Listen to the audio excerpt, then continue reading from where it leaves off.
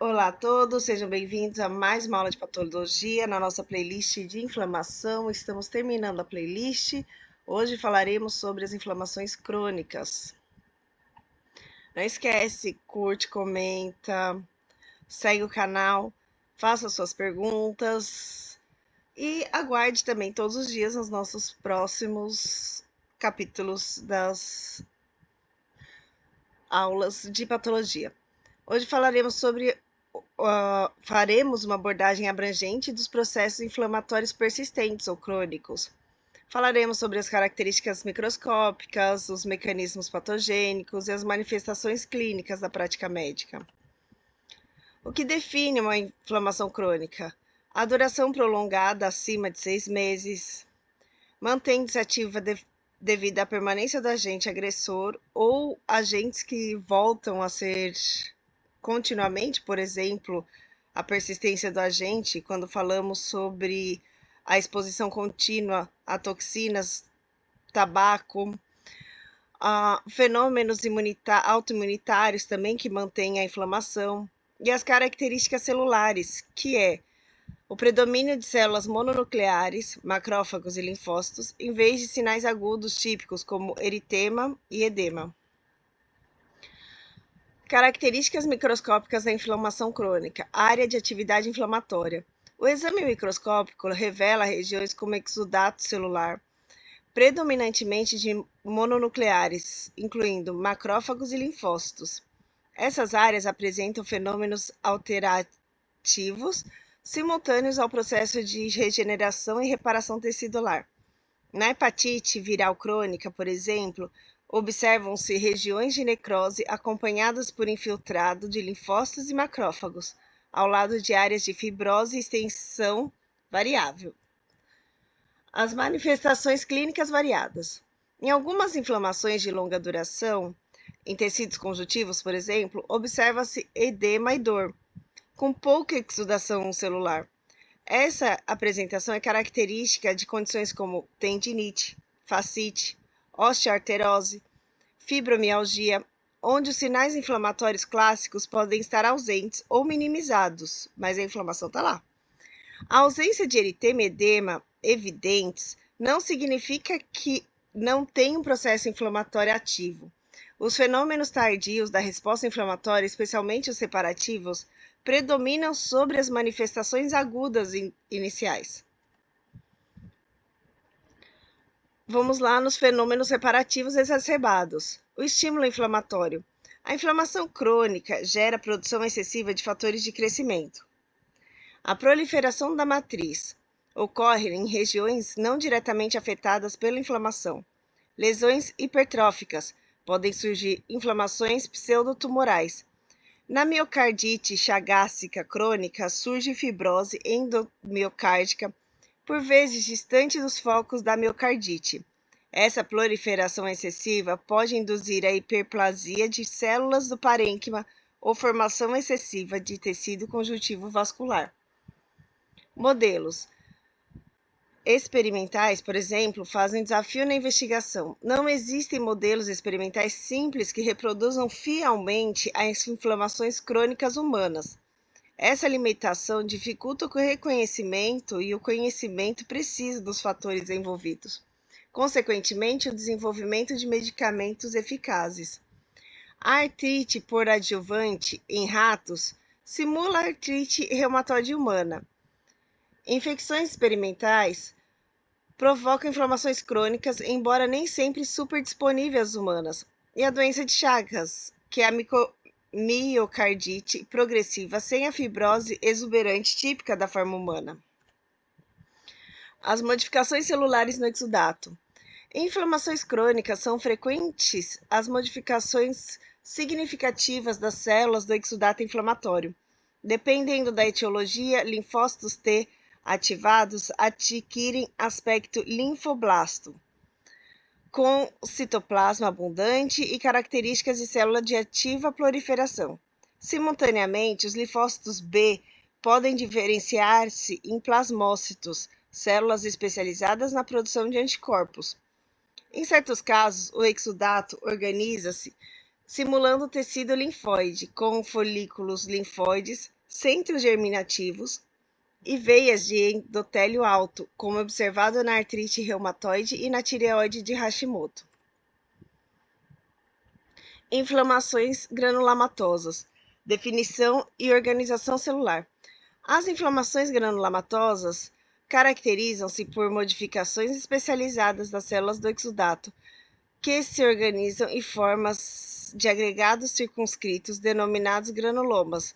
Embora os macrófagos representem os componentes comuns de todo granuloma, diversas células participam da sua formação e maturação. O granuloma pode ser entendido de forma simplificada, com o objetivo como um conjunto altamente organizado de células inflamatórias com funções especializadas e arquitetura característica. O granuloma epitelioide imunogênico. Macrófagos agrupam-se formando pregas interdigitais, unindo-se de forma semelhante às células epiteliais. As células epitelioides formam-se camadas concêntricas com disposição empaliçada, causados por agentes imunogênicos particulados ou insolúveis, como ovo de Schistosoma manzoni ou Mycobacterium tuberculosis paracoccidioides brasiliensis. As imagens aqui, elas são só figurativas, as verdadeiras estão no livro do Boglioli. Granuloma do tipo estranho, corpo estranho. Provocada por agentes particulados inertes ou não imunogênicos, apresenta estrutura mais frouxa, sem formação de paliçadas típicas das células epitelioides, como ao redor dos fios de sutura, partículas de talco em estruturas cirúrgicas ou pulmões de utilizadores de drogas intravenosas. Células gigantes multinucleadas. Célula de Langerhans. Núcleos organizados na periferia característicos da tuberculose. Células gigantes tipo corpo estranho. Núcleos distribuídos irregularmente no citoplasma. As células gigantes multinucleadas resultam na fusão de macrófagos in vitro, o GM-CSF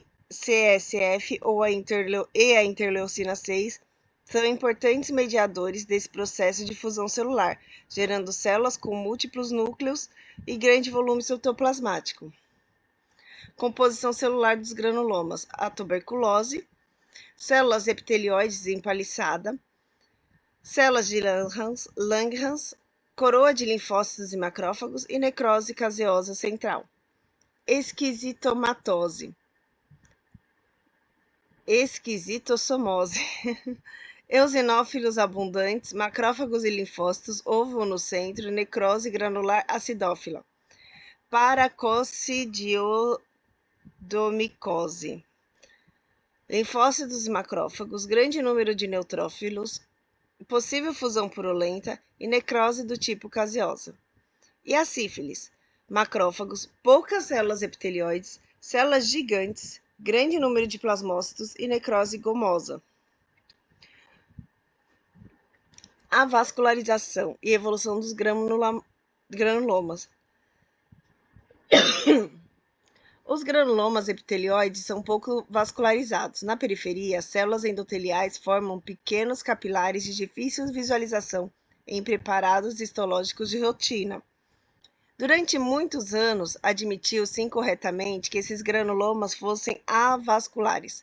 Outras células, como mastócitos e fibroblastos, existem em número variável, desempenhando papel importante de fibrose subsequente. Necrose nos granulomas. Necrose caseosa. Característica da tuberculose resulta em apoptose de macrófagos epitelioides, ação de linfotoxinas e produtos de macrófagos, enzimas e radicais livres, componente misto, apoptose e necrose lítica. A necrose gomosa, típica dos granulomas da sífilis, apresenta aspecto característico e viscoso, relacionado com a natureza do agente infeccioso e resposta do hospedeiro. A necrose granular acidófila, observada em granulomas osmóticos na fase aguda, relaciona-se com fatores eliminados dos grânulos de eosinófilos e macrófagos. Evolução e cura por fibrose. Os granulomas epitelioides evoluem para a cura através de fibrose progressiva. As células libertam toxinas e induzem a síntese de proteínas da matriz extracelular, resultando em deposição centrípeta de colágenos, algumas fibras elásticas e componentes amorfos. Esse processo produz cicatrizes que, por vezes, adquirem aspecto de bulbo de cebola, especialmente evidentes em granulomas esquisitossomóticos. A fibrose concêntrica avança progressivamente para o centro devido ao desaparecimento por apoptose das células epitelioides. Se o agente inflamatório não é completamente absorvido, a fibrose estabiliza-se encapsulando-o. Com reabsorção completa, colagenases podem remover a fibrose e a cicatriz pode desaparecer. Os mecanismos imunológicos dos granulomas. Granuloma do tipo TH1, tuberculose. Citocinas IFN, interleucina 12, quimiocinas do grupo CXC, granulomas mais organizados, fibrose mais rápida. Granulomas do tipo TH2, esquistossomose. As citocinas interleucina 4, 10 e 13, quimiocinas do grupo CC, eosinófilos abundantes, padrão morfológico distinto. A gênese de granulomas epitelioides depende intimamente da imunidade celular mediada por linfócitos T-CD4, variando o padrão morfológico de acordo com os mecanismos efetores dessa resposta.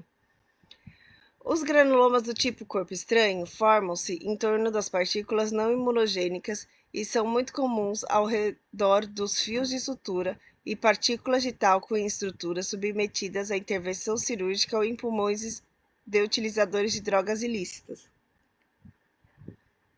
Os fenômenos irritativos dependem da adsorção de proteínas do plasma e da matriz extracelular, que servem de sítios de ligação para outras proteínas, principalmente do complemento, iniciando a produção de moléculas sinalizadoras. Como são partículas geralmente insolúveis, de difícil degradação, os macrófagos envolvem-se formando células gigantes do tipo corpo estranho. Esses granulomas são menores, frouxos, com menor número de linfócitos e os macrófagos sofrem pouca transformação epitelioide. A inércia de materiais de reação tecidual. Material altamente reativo, grande adsorção proteica, inflamação granulomatosa intensa. Material moderado, reação inflamatória controlada, fibrose moderada. Material inerte, adsorção mínima, pouca inflamação. E material absolutamente inerte, sem alarminas, ausência de reação. Quanto mais inerte é o corpo estranho, menor é a adsorção de proteínas e menor a indução de inflamação granulomatosa. Próteses valvares e vasculares são fabricadas com materiais cada vez mais inertes para evitar inflamação e fibroses excessivas. Granulomas em estado de imunodeficiência, hanseníase virchoviana e leishmaniose alérgica. Em algumas formas de doenças infecciosas por parasitas intercelulares, como Mycobacterium leprae e Leishmania brasiliensis, o hospedeiro não desenvolve imunidade celular contra o agente infeccioso. Os macrófagos ficam incapazes de matar o parasito, formando agrupamentos frouxos de células volumosas, vacuolizadas e abarrotadas de micro-organismos, células de Virchow da hanseníase. Nessas condições, os linfócitos estão ausentes e a imunidade celular encontra-se fortemente deprimida, reforçando que a resposta imunitária celular é o fator essencial na organização dos granulomas. As inflamações hipertrofiantes e poliposos.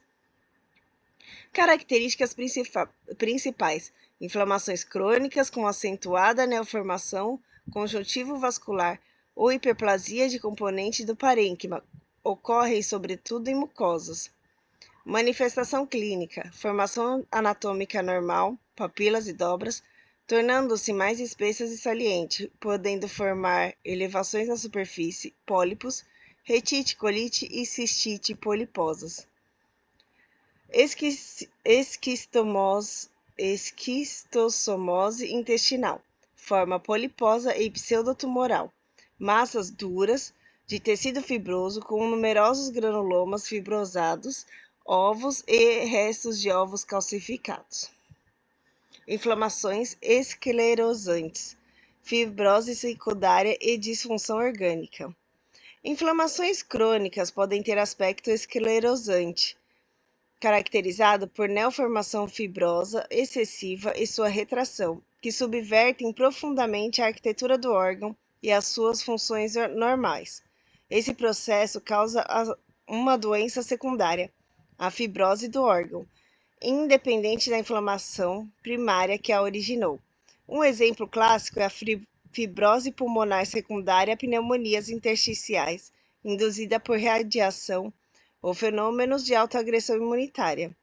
A fibrose progressiva leva à perda irreversível da função do órgão, representando um desafio terapêutico significativo na prática clínica, uma vez que os processos de reparação tecidular ultrapassam os limites fisiológicos normais. Tentei ser rápida nesse daqui, literalmente lendo, para vocês terem as informações mais rapidamente, já que estamos finalizando a inflamação. Muito obrigada por ver até aqui e até a próxima.